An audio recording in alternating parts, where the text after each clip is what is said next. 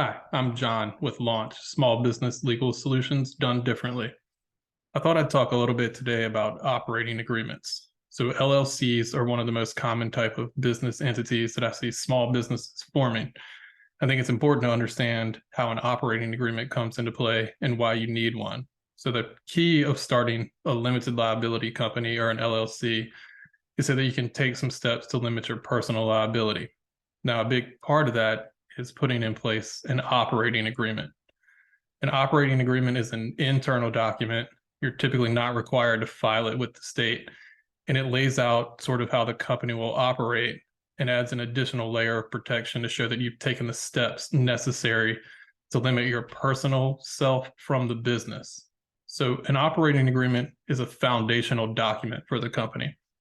It outlines the company's functions, the decisions, operational concerns, financial decisions, decision-making authority for the company, sort of how everything's going to be run, who's going to be responsible for what, who owns what percentage of the company, how you may be able to take distributions from the company, how your company is going to be taxed in terms of state and federal taxes. So there's a lot of things that go into it. It's important to remember that operating agreements, while usually they contain some of the same general terms, are very specific to individual companies.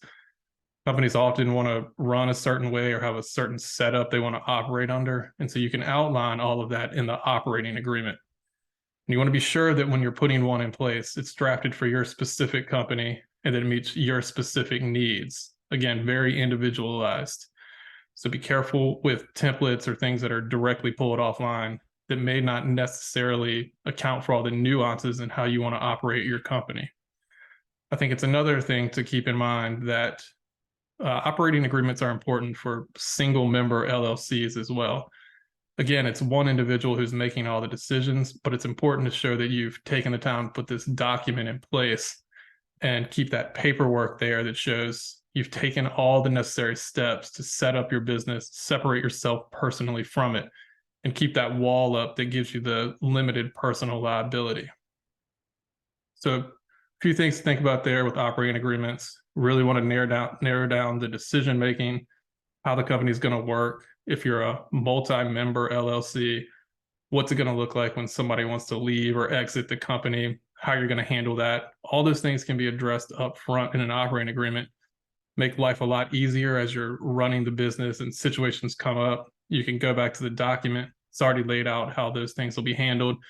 And you can avoid a lot of potential partnership disputes. Partnership disputes between owners of a company can get really ugly. You want to think about addressing those things up front.